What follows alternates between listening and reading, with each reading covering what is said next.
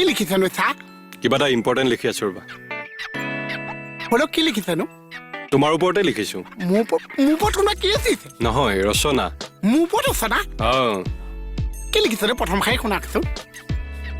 মোহন ই এটা দুঠেঙীয়া নেজ নোহোৱা ঘৰচীয়া জন্তু খৰচীয়া জন্তু মানে মই খৰচটো বেছি কওঁ ছাৰ নহয় নহয় ঘৰচীয়া ঘৰচীয়া অঁ। ঘৰত থাকে ঘৰত থকাটো পকেটৰটো নহয় মোহন এটা নেজ নোহোৱা ঘৰচীয়া জন্তু অ' মোৰ নেজ নাই নেকি ছাৰ চোৱাচোন এবাৰ অ' নাই ছাৰ নাই ন অঁ তাৰপিছত কি লিখিছেনো যেনেকৈ চেনি নথকা টেমা তাৰ ঘিউ নোহোৱা মাথা মোৰ ঘিউ চিউ নাই নেকি ছাৰ আছে নেকি চোৱাচোন কেনেকৈ চাম চুই চোৱা চুইছোঁ পিছল পিছল লাগিছেনে চব শুকান শুকানহে লাগিছে তেতিয়াহ'লে নাই